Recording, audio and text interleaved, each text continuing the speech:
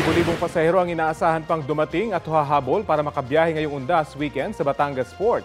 May ulat on the spot si JP Soriano. JP?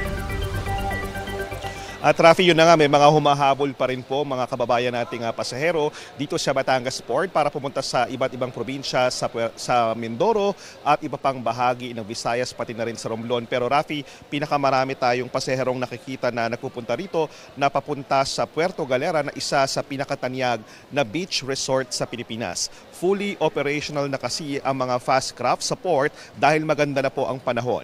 Ang ilang pasaherong papunta ng Puerto Galera nag-early visit o yung dumalaw na raw ng mas maaga sa puntod ng kanilang mga yumaong mahal sa buhay. Ikinagulat naman ng ilang pasahero ang mas kakaunting bilang ng mga biyaherong nasa Batangas Port ngayon.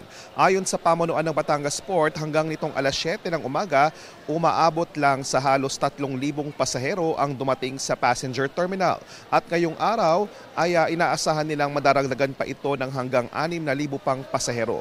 Ayon sa mga nakausap namin ay mula sa shipping companies, di hamak na mas mababa raw ang sales o benta ngayon ng tiket kumpara noong Undas 2023. Marahil may epekto raw ang nagdaang mga bagyo sa desisyon ng mga biyaherong wag munang ituloy ang lakad ngayon. Gayunpaman, Rafi, tuloy lang daw ang alis ng mga roro at fast craft ayon sa schedule na alis kahit di pa ito mapuno alinsunod sa patakaran sa paglalayag. At Rafi, hanggang sa mga oras sa ito ay wala pang abiso kung ano talaga ang plan o ano ang gagawin sa nasadsad na fuel tanker dito sa Batangas Port na naapektuhan o sumadsad dahil sa bagyong Christine kamakailan. At yan muna ang latest. Balik mo na sa iyo, Rafi. Nabanggit mo yung sumadsad na tanker. May epekto ba yan sa operasyon ng port, JP? Well, ang sinasabi ng pamunuan ng Batangas Port, wala raw malaking epekto o walang significant effect.